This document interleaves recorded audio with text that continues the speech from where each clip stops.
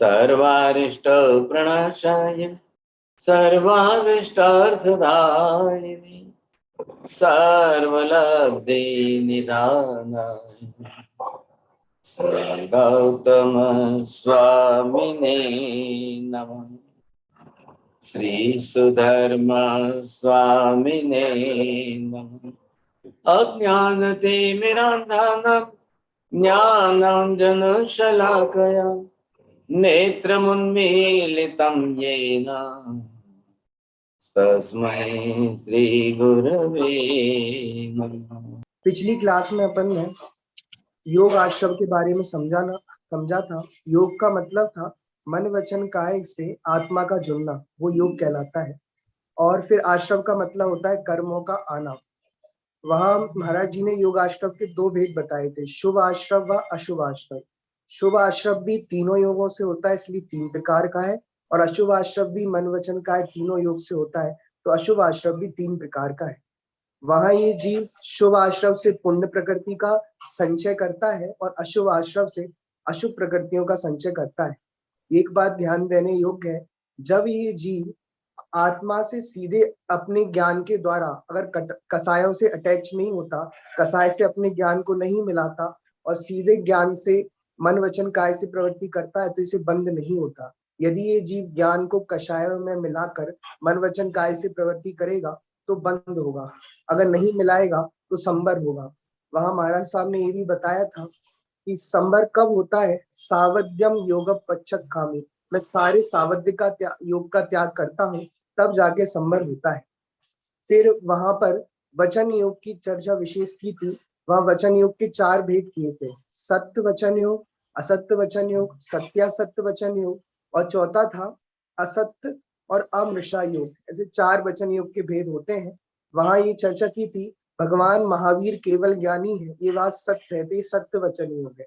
स्वर्ग नरक नहीं होते ऐसा मानना ये असत्य वचन योग है। वहां महाराज जी सबसे प्रश्न किया था कि आत्मा कैसा होता है, तो आत्मा नित्यानित्य होता है। अगर आत्मा को एकांत नित्य माने तो सांख्य दर्शन का प्रसंग आएगा, यदि अकेला अनित्य मानेंगे तो बौद्ध दर्शन का प्रसंग आएगा। इसलिए आत्मा द्रव्य दृष्टि से नित्य है और पर्याय अपेक्षा से अनित्य है। इस तरह से अपन ने वचन योग के 4 भेदों की चर्चा पिछली क्लास में पढ़ी थी। अब आगे की चर्चा के लिए मैं महाराज साहब से निवेदन करता हूँ कि अब वो आगे कक्षा प्रारंभ करें। कोई गलती हुई तो क्षमा करें। अरे, आश्रम के विषय में हम जो सीख रहे हैं, समझ रहे हैं, एक आश्रम के भेदों के अंदर अंतिम एक और प्रकार 5वां है, वो है क्रियाश्रम। अब हम देख रहे हैं कि हमें क्रिया तो करनी ही पड़ेगी संसार के व्यवहार में।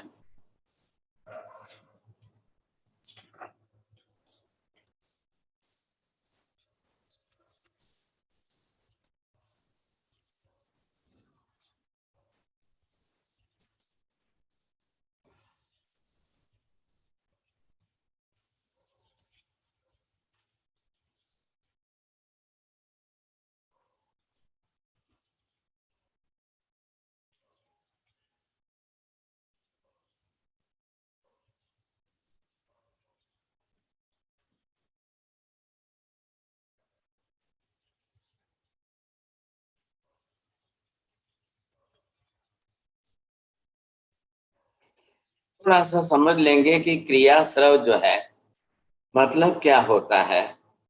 आश्रव का सीधा तात्पर्य है बाहर से कार्बन वर्गणा के पुद्गल परमाणुओं का आत्मा में आना। आत्मा खींच करके लाती है, वो आत्मा में आ रहे हैं।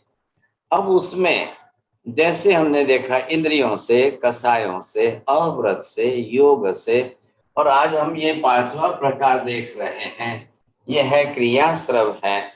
और इसके अंदर आप ये देखेंगे 25 प्रकार की क्रियाएं।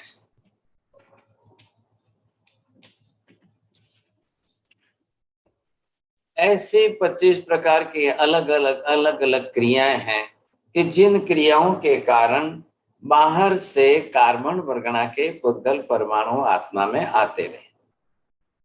अब इनके मुख्य कारण आप समझ ही गए हो कि ये जो आपको दिख रहे हैं ये सब क्या है। अब ये सब जो है जिस प्रकार के ये कर्मण क्रियाएं हैं और इन क्रियाओं के अंदर अब ये क्रियाएं जो चल रही है, इन क्रियाओं के कारण आत्मा के अंदर कैसे ये जो है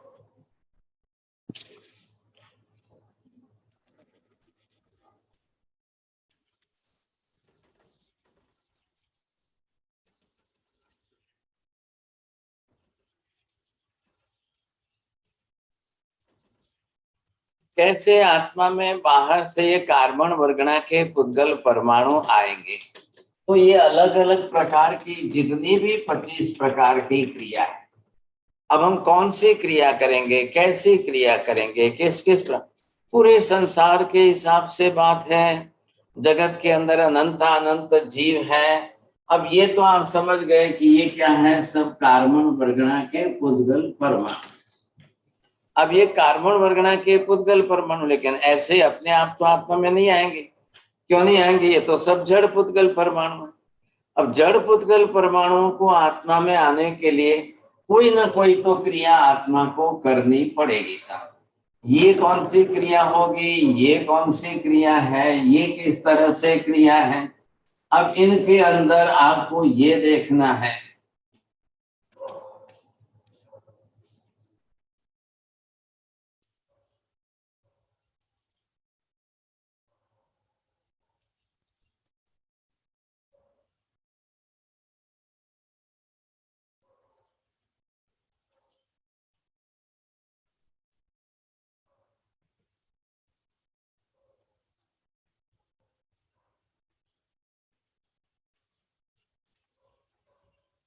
यहाँ पर जिस प्रकार से अलग अलग प्रकार की ये 25 जात की क्रियाएं बताई गई हैं। अब इन 25 जात की क्रियाओं के लिए नवतत्वकार तो अपनी गाथा व्यवस्थित दे रहे हैं। काई की, आधिकरणी की, प्राद्वेशिकी, पारितापनी की, प्राणातिपाति की, आरंभिकी, परिग्रही की, माया प्रत्यय की क्रिया। अब ये जो जिस प्रकार के अलग अलग क्रिया हैं साहब, अब इनका बरोबर हमको हिसाब करना पड़ेगा। अब इसमें से आप सर्वप्रथम तो आत्मा को ये समझना है कि हम कायिक क्रिया सब शरीर से करने वाली जो हमारी कायिक, ये सबसे पहले कायिक। अब देखिए, शरीर के बिना का तो संसार में कोई जीव ही नहीं होता है। प्रत्येक जीवों के पास शरीर है। अब किनका शरीर सक्रिय है, किनका शरीर खुद चलकर क्रिया करता है, तो वो सब आ गए, 13 जीव आ गए। 2 इंद्रिय, 3 इंद्रिय, 4 इंद्रिय, 5 इंद्रिय आएंगे। अब 1 इंद्रिय वाले पृथ्वी, पानी, अग्नि, वायु, वनस्पति के जीव तो ये क्रिया शरीर से चलने की क्रिया तो वो कौन कितनी करेंगे। फिर भी जो है वायु और पानी ये बहते रहते हैं ना। लेकिन अब दूसरों की बात हम कितनी करें, अलग अलग प्रकार की हमारी जितनी क्रियाएं होगी, उन सब प्रकार की क्रियाओं के अंदर ये यहाँ पर नंबर 1 के अंदर आप देख रहे हैं कायिक की क्रिया। शाम बच्चे खेल रहे हैं, गार्डन है। अब कोई जमीन पर, कोई बैठकर, कोई दौड़कर, फिर किसी ने कुछ हाथ में लिया है, कोई देखिए फूल तोड़ रहे लड़कियां, कोई के इधर पानी का फुवारा है, फ्लावर है, फाउंटेन है। अब इसमें से ये एक युवक जो है पीछे से एक बड़े उम्र के चाचा को पीछे से जो है, तो ये सब क्रियाएं होती रहेगी जिसमें आपकी क्रिया काया शरीर से हलन चलन या उठना बैठना, दौड़ना कूदना, फिरना, आना जाना करना, जितनी कायिक शरीर से चलन हलन चलन वाले अब जो भी क्रिया करेंगे साहब, तो इस क्रिया के माध्यम से ये बाहर के कार्बन वर्गणा के पुद्गल परमाणु जो है ये आत्मा में अंदर से आते ही रहेंगे, आएंगे। प्रथम प्रकार तो वही है, जब आना होगा तब उसके बाद बंद होगा ना। ये देखिए, तो अभी हम क्या सीख रहे हैं, हम तो सीख रहे हैं आश्रव सीख रहे हैं।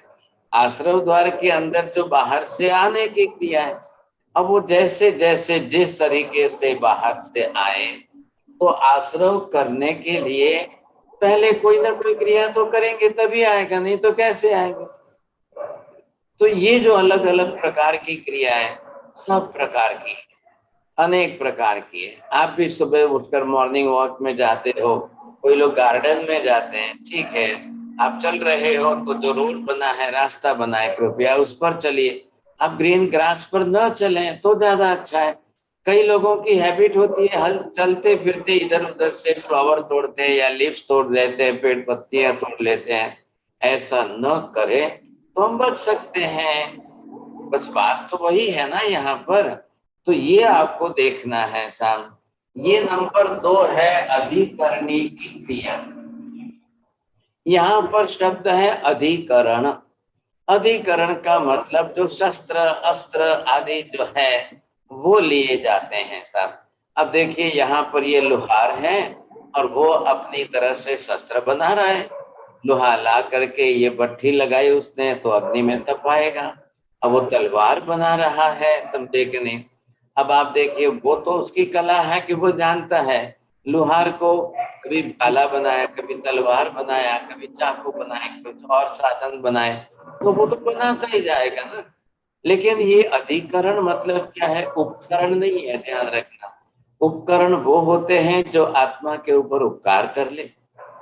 अधिकरण वो होते हैं कि जो आपको शस्त्र अस्त्र साधन सामग्री इतने प्रकार की, जिसमें किसी जीव की हिंसा, प्राणियों का मरना आदि की हिंसा होने की संभावना बहुत ज्यादा रहती है। इधर ये कोई सोल्जर्स हो या यंगस्टर जो है, उसने अपने हाथ में पिस्तौल लिए। अब वो पिस्तौल से जैसे ही गोला दबाएगा कि 1 सेकंड के अंदर 10 गोली निकल जाए तो एक साथ में 10 लोग मर सकते हैं। ऐसी परिस्थिति सामने आने वाली, आखिर तो है, अधिकरणी तो है। कई लोग जो है इन अधिकरणों का उपयोग दूसरों को मारने के लिए करेंगे।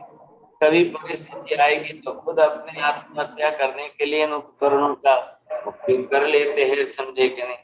तो ये जो क्रियाएं करनी है, तो अब वो सोचो, कल मान लो ये लोहार तो मर जाएगा साहब, इसका आयुष्य समाप्त हो जाएगा, लेकिन इसके बनाए हुए तलवार औजार वो तो बरसों तक पड़े रहेंगे, बरसों तक लंबे काल तक रहने वाले। तो वो उनका उपयोग कल कौन करेगा? कल कैसे लोग आएंगे? ये हथियार किन लोगों के हाथ में जाएंगे? कैसे लोग उपयोग करेंगे? क्या परिस्थिति होगी, आप सोचिए, समझे कि नहीं। आखिर जिस उद्देश्य के लिए या जिस प्रकार के जैसे अधिकरण बने हैं, उनका उपयोग तो इसी के लिए होने वाला है ना। तो वो भी कल भागीदार होते जाएंगे। हाँ जी, नंबर 1 जो है 3 नंबर, अब ये भी पुद्गल परमाणु को तो खींच कर लाएगा, इसका भी काम तो वही है। ये आएंगे तो पहले आश्रय हो जाए, अब तब जा करके बंद होगा। अब नंबर 3 के अंदर ये आएगी प्राद्वेषिकी क्रिया। इसका नाम है प्राद्वेषिकी। का मतलब ये है, आपको पहले तो द्वेष बुद्धि आनी चाहिए अंदर। देखिए ध्यान रखिए, कसाय आश्रय तो हो चुका है, कसाय का भी मिश्रण इसमें होगा साथ में, वो भी साथ में जुड़ेंगे, समझे। अब इसमें, अब ये तो ठीक है कि कोई पड़ोसन स्त्री जो है, देख बच्चे ने थोड़ी शरारत की तो वो बच्चे को मारने के लिए आ जाए, अब उसके बिना तो हो गए नहीं, समझे कि नहीं। तो ऐसी स्थिति के अंदर अब कौन क्या करता है? अब वो जिस योग से हो, जिस तरीके से हो, तो ये चल करके ये आपको देखना है कि कैसे आश्रय तो होना ही होना है। अब पहले अंदर से बुद्धि बनी, बुद्धि बन करके इच्छा हुई। अब किसी ने हाथ उठाया, किसी ने लकड़ी उठाई, किसी ने चप्पल बूट उठा दिया, किसी ने और कुछ उठा दिया। अब ये तो होना ही होना है। तो यहाँ पर जिस तरीके से हम ये क्रिया करेंगे, तो प्राद्वेषिक की क्रिया के अंदर भी कर्म बंध तो हो, आश्रय तो होना ही होना है। अब ये चौथी क्रिया है पारितापनी की क्रिया। चौथी क्रिया को आप देखेंगे पारितापनी की। अब इसके अंदर क्या है? परिताप संताप जो हो रहा है, किसको कैसा परिताप संताप जो है किस प्रकार का होता है, अब ये आप अपनी तरह से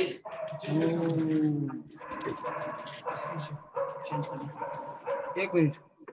ये परिताप संताप जो होगा तो इसके अंदर भी आश्रव तो होना ही होना है। यहाँ पर क्या है, परिताप शब्द का सीधा अर्थ कौन सा है? ये परिताप का मतलब स्वयं को या दूसरों को। आप या तो खुद अपने आप को संताप करो या दूसरों को। इधर देखिए, ये क्या है? परिवार है, एक घर है। कोई बोल रहा है तो मेहरबानी करके अपनी आवाज बंद रखिए। जो भी बोलने वाले हैं उनको विनती है अपनी आवाज बंद रखिए, म्यूट रखिए। हाँ जी, पारितापनी की क्रिया के अंदर ये जो है, एक पति अपनी पत्नी को जो है संताप कर रहा है। अब उससे या तो हाथ उठाकर मारकर घर से बाहर निकाल रहा है, बच्चे रो रहे हैं।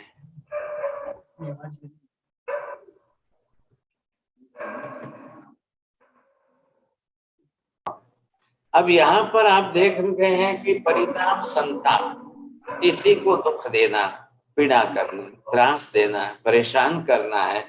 अब होता है, शादी है, पति पत्नी है, संसार है, लड़ने झगड़ना ये तो होता रहेगा, लेकिन इस नौबत पर नहीं आना चाहिए। आखिर बच्चा भी घर में छोटा है, आजकल ये बहुत बढ़ता जा रहा है, और इसके कारण स्वयं दुखी होना, दूसरों को दुखी करना, संताप करना, परिताप करना, ये सारी क्रियाएं करने पर भी आश्रव तो होना ही होना है। ये नंबर 5 पर जो है प्राणाति प्रातीति क्रिया। अब ये पहले भी आप समझ चुके हैं, जो हमने पहले अव्रताश्रव 5 देखे थे ना, उसके अंदर ये भी है। तो इसमें क्या है? प्राणातिपात, जीव हिंसा। ये देखिए, जंगल के अंदर हिरन बेचारे दौड़ रहे हैं। अब उनको तो जंगल ही है ना रहने के लिए, निर्दोष प्राणी है, लेकिन शिकारी उनके पीछे पड़ा हुआ है, और वो कहीं से भी पीछे से गोली मार कर जो है उसके हिंसा कर रहा है। सोचिए, समझे कि नहीं? तो ये प्राणातिपात मतलब जीव हिंसा।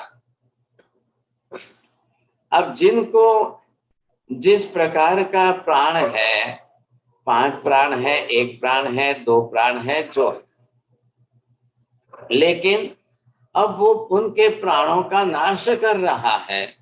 कई लोग आज भी है साहब, आप अफ्रीका में चले जाओ, बड़े बड़े हाथियों का शिकार करते हैं, दूर से जो है तीर के ऊपर जहर लगा करके हेलीकॉप्टर से उन पर डाल के, अब वो बेचारे हाथी 5 मिनट के अंदर तड़प तड़प तड़प तड़प के मरते हैं। फिर वो आकर के उनके दांत निकाल कर लेकर चले जाते हैं।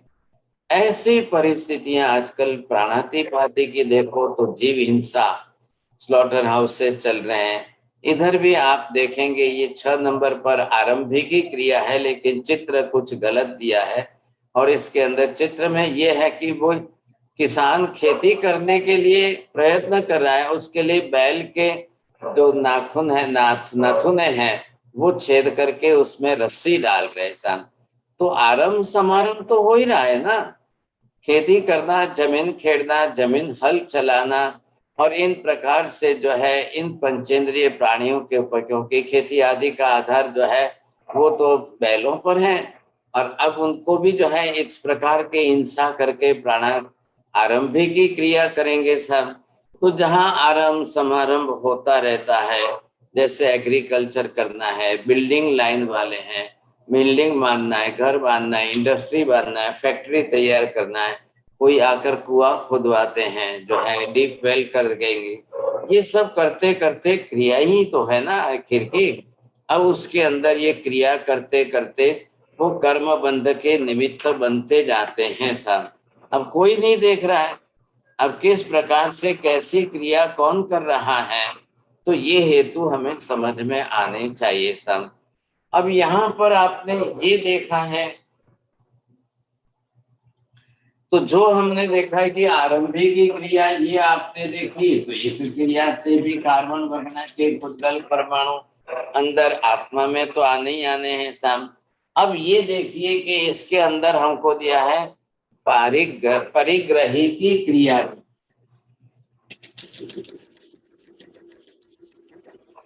अब परिग्रह मतलब क्या है? संग्रह करना। अब क्या इतने दुनिया भर के संग्रह करना है? ये भाई साहब अपनी पत्नी को दिखा रहे हैं या पड़ोसन को दिखा रहे हैं, देखो मैंने इतना सारा सोना चांदी जेवर आभूषण गहने दागिने सब इतने इकट्ठे किए, इतने इकट्ठे किए, इतने इकट्ठे किए। बस वो परिग्रह का मतलब मूर्छा, मोह। अब भले ही जिंदगी भर उपयोग आए या ना आए, लेकिन परिग्रह तो इतना करना है, इतना संग्रह करना है, अति संग्रह जिसको कहते हैं आप, तो ये लोग करते रहते हैं साहब, समझे कि नहीं? तो ये भी तो बरोबर है, परिग्रह करेगा। आत्मा में तो कर्म का आश्रव तो होगा, कार्बन वर्गणा के पुद्गल परमाणुओं का। ये जो है माया प्रत्यय की जो है, अब लोग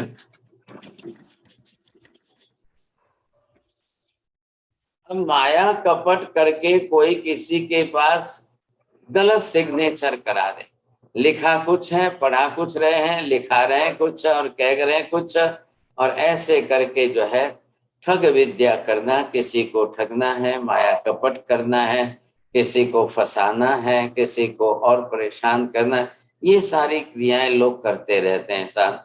अब ये भाई साहब आए हैं, कोई अधिकारी हैं, और एक व्यक्ति जो सामने आया है वो सरल सज्जन है, अब उसको पता ही नहीं है, लेकिन वो कह रहे हैं कि पहले आप इस पर साइन कर लो साहब जो लिखा है। अब वो साइन करा के उसको ऐसा फंसा देगा, पता ही नहीं चलेगा, समझे कि नहीं? अब ये संसार ही ऐसा है, ये आज की बात नहीं है, बरसों से सदियों से चला आ रहा है, चल रहा है, चलता आ रहा है। ऐसी परिस्थितियों के अंदर ये क्रियाएं तो होनी ही होनी है साहब। अब इस तरह से जीव जो है मिथ्या प्रवृत्ति, ये जो क्रिया बताई गई है आपको अलग प्रकार से, यहाँ पर नाम कुछ अलग दिया है, मिथ्या दर्शन प्रत्यय की। चलो यहाँ के क्रम से हिसाब से चलते हैं फिर। अब यहाँ अप्रत्याख्यान प्रत्यय ऐसी क्रिया का नाम दिया है। आज जिसने प्रत्याख्यान मतलब पक्षखान, पक्षखान का मतलब त्याग, अभी तक जिसने किसी का कोई पक्षखान तो नहीं किया ऐसा। देखिए ये वासुदेव जी हैं, अब इन्होंने कोई पक्षखान नहीं किए हुए हैं, ये अपनी क्रिया प्रवृत्ति रखते हैं। ऊपर आप देखिए स्वर्ग के देवी देवता हैं, और ये इनका पैलेस है, उड़ता हुआ palace, just like the helicopter या प्लेन आप कह दो। इनके अंदर देवी देवता सब अपनी तरह से बैठे हैं, घूमना आना जाना चलना करना, क्योंकि देवताओं को देवियों को कोई पक्षखान नहीं होते हैं, कोई व्रत नियम कोई धारण ही नहीं करते हैं साहब। तो ये, और जैसे ये वासुदेव हैं, कोई व्रत पक्षखान नहीं ले पाए, अब उनकी सारी क्रिया प्रवृत्ति जो चलती रहेगी, अब वो तो करेंगे ही करेंगे, समझेंगे नहीं। अब उससे तो क्रिया तो होनी ही है, तो क्रिया होने स्वर आश्रव तो होगा ही होगा। ये लीजिए सब आया, यहाँ पर हमने ये देखा है 10वें नंबर पर जो है ये मिथ्या प्रवृत्ति जो है। अब ये सब क्या कहते हैं कि भगवान है, धर्म है, आत्मा है, मोक्ष है, ये हम तो नहीं मानते हैं साहब। क्या जिन धर्म और ऐसे ऐसे जो है अलग अलग बातें की गई। अब ये कहते हैं आलू प्याज में अनंत जीव होते हैं, बोले दीपक की ज्योति के अंदर भी जीव होते हैं, अब चावल मटर में भी जीव होते हैं, उसमें भी छोटे जीव होते हैं, ये और फिर आत्मा जो है आत्मा होती है और पूरे लोक के अंदर होती है, और ये सब बातें मानने के लिए तैयार नहीं है साहब, क्योंकि मिथ्या दर्शन है ना, मिथ्यात्व है, तो वो मना ही कर रहा है। ऐसे लोग भी दुनिया में आज बहुत है।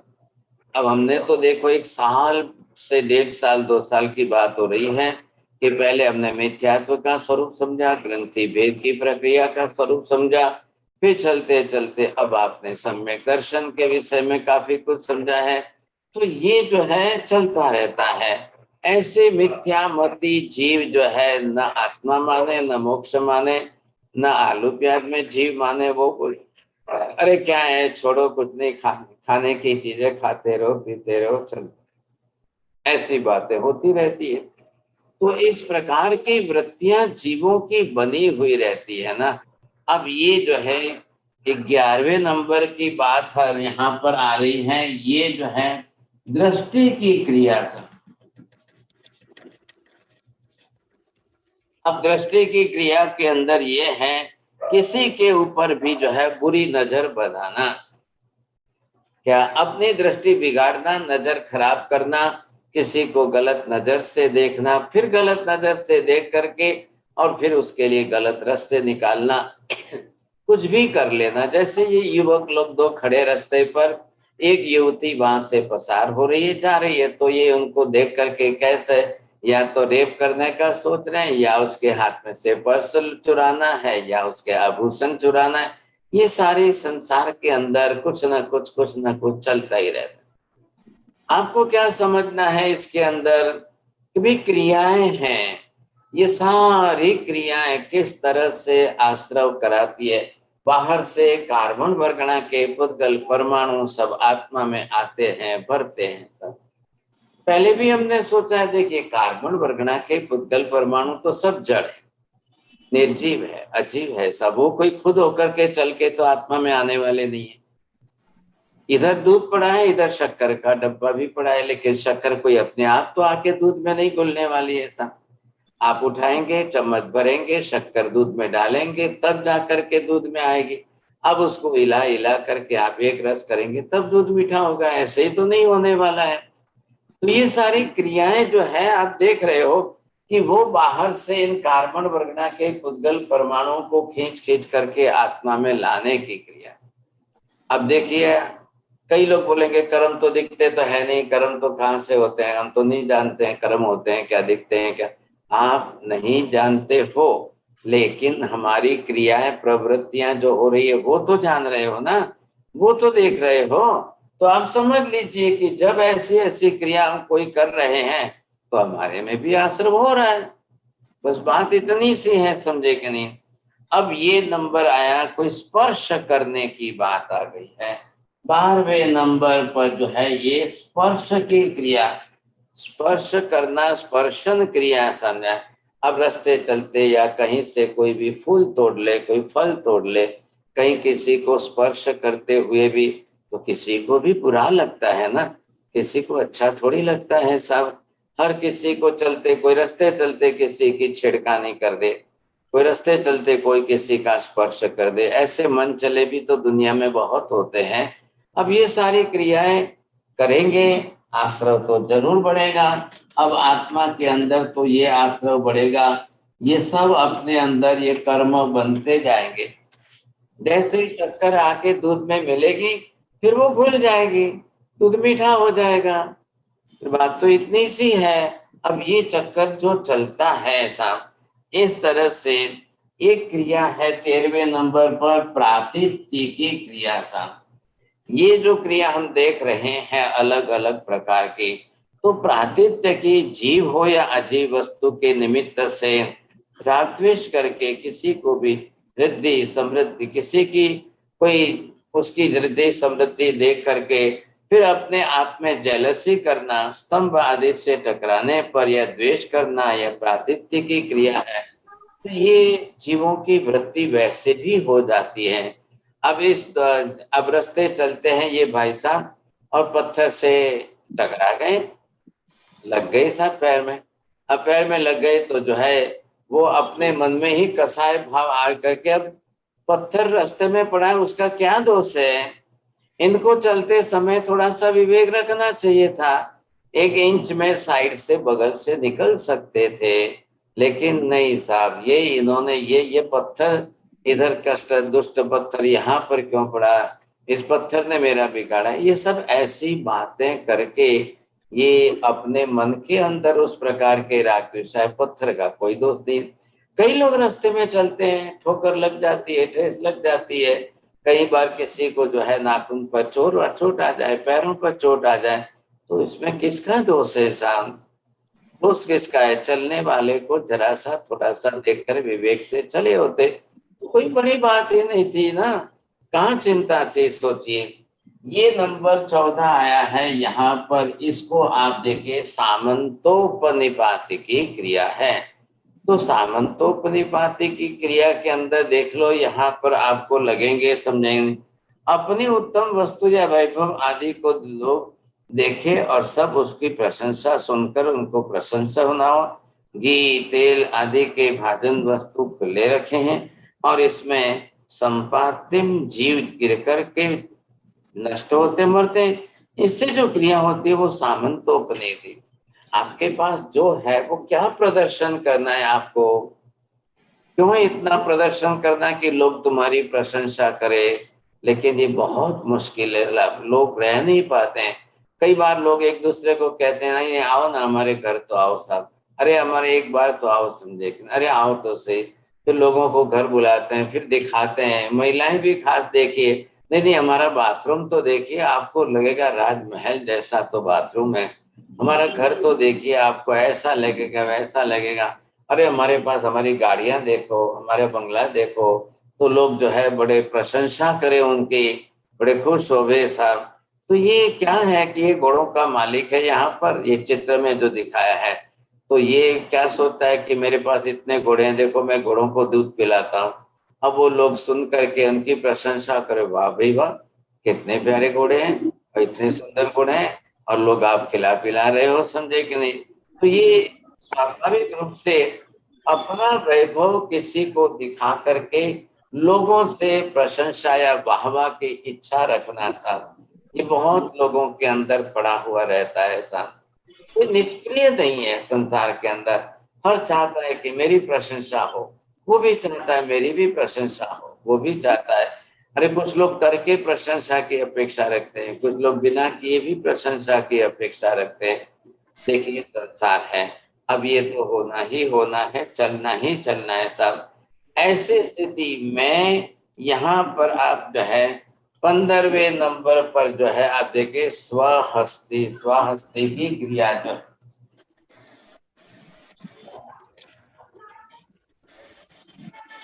अब जिस तरह से इन क्रियाओं के कारण जब कार्बन वर्गणा के पुद्गल परमाणु आत्मा में आएंगे, कर्म बंधेंगे, फिर भुगतने की नौबत आएगी, तब अक्कल आएगी, तब आंख खुलेगी, तब तो बहुत लेट हो जाएगा सब। यहाँ पर आप 15 नंबर पर आप देख रहे हैं कि दो बॉक्सिंग करने वाले बॉक्सर हैं, वो जो है लड़ रहे हैं और कई लोग को बाहर चारों तरफ खड़े हैं, कोई देख रहे हैं, कोई ताली बजा रहे हैं, कोई उकसा रहे हैं, कोई उनको और प्रोत्साहित कर रहे हैं, कोई उनको उनका गुस्सा जोश बढ़ा रहे हैं ऐसा। कई बार यही आपने बैलों के बारे में देखा, कोई मुर्गों को लड़ा देते हैं, कोई किसको लड़ा देते हैं। तो ऐसे संसार के अंदर लोग अपने आप से जो है अलग अलग प्रकार से ये करते तो रहते ही है साहब। तो इसमें भी आखिर तो घर संसार की प्रवृत्ति है ना, कुछ भी आप किया करो। तो जिसके अंदर अपने हाथों से आत्मघात करना, शस्त्र अस्त्र लेना, किसी पदार्थ का घात करना, ये स्वहस्ती की क्रिया होती है। ये फिर आपको अलग से कर्म बताएंगे। सबको समझ लेना है, मैं कभी ना कभी मैं किसी न किसी प्रकार की क्रियाओं में तो रहता ही हूँ। अब 24 ही घंटे हैं, अब सभी लोग क्रिया प्रवृत्ति से जुड़े हुए हैं सब। आपकी बात नहीं है, पूरे संसार को देखिए, पशु पक्षियों को देखिए, वो भी तो क्रिया प्रवृत्ति करते रहते हैं, सभी जीव है ना आखिर। तो ये जो है चक्कर जो चल रहा है, ये क्रिया है नैशस्त्र की क्रिया से।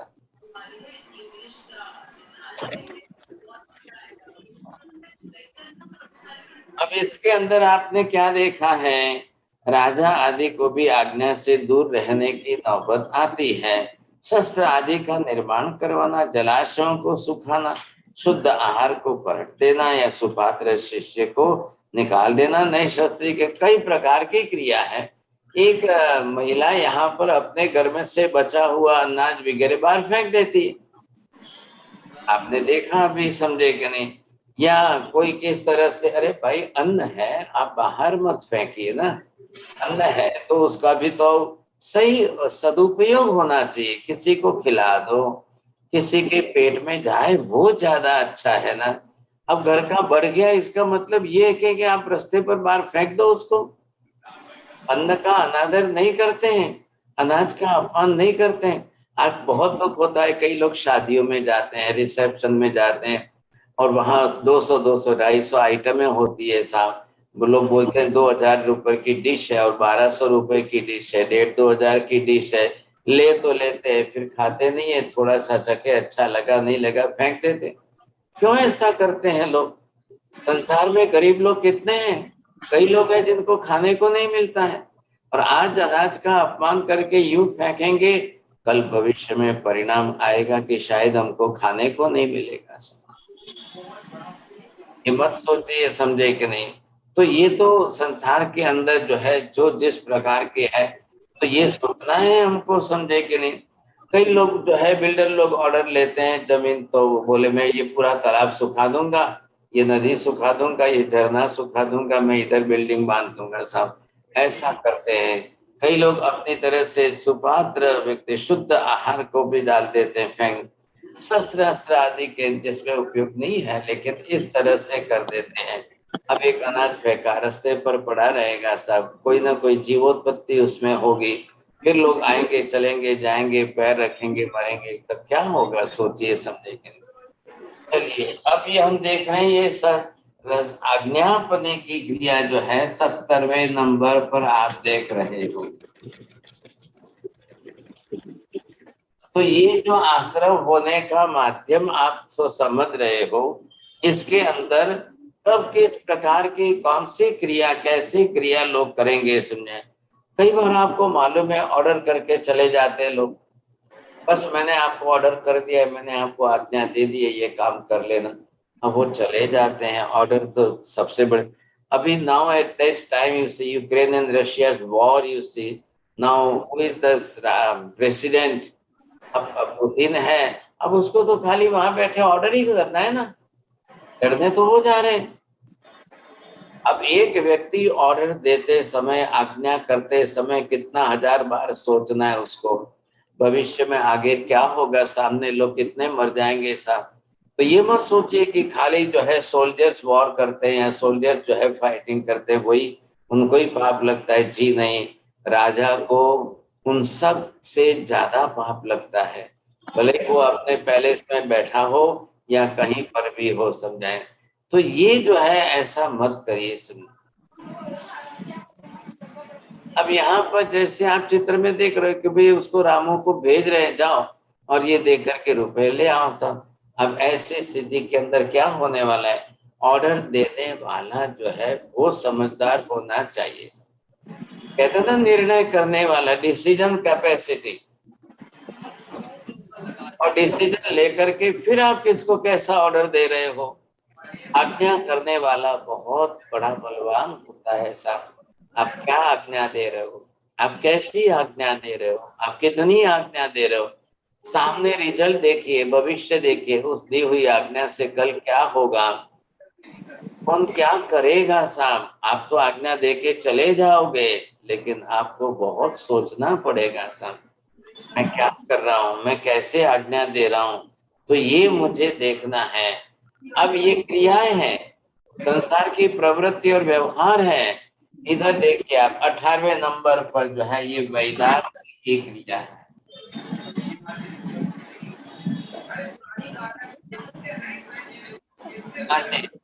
वैदारण्य की क्रिया की जिसके अंदर विदारणा, चीरना, तोड़ना, फोड़ना। अब ये देखेंगे कि यहाँ पर पहाड़ है, ये लोग अपने हथियार शस्त्र लेकर आकर के पहाड़ों को तोड़ रहे हैं, पत्थरों को गिरा रहे हैं। उधर बीच में देखिए कोई ब्लास्टिंग कर रहे हैं, कोई ब्लास्टिंग करके जो है पहाड़ों से पत्थर को उड़ा तोड़ रहे हैं साहब। तो ये सब क्रियाएं हैं, आखिर ये होती रहती है ना, लोग करेंगे तो होगी, ऐसे ही तो नहीं होती है सब। अब इस प्रकार की इतनी क्रियाएं करेंगे, कौन देख रहा है, कौन सोच रहा है, कहाँ पहाड़ों के बीच, पत्थरों के बीच, कहाँ कोई जीव जंतु प्राणी, बल से कैसे, अब लेकिन सब एक साथ में जाएंगे मरेंगे सब। बड़े लोग होते हैं, कई लोग ऐसे कॉन्ट्रैक्ट के कॉन्ट्रैक्ट ले लेते हैं, फिर वो से इस प्रकार की क्रिया प्रवृत्ति में लगे रहते हैं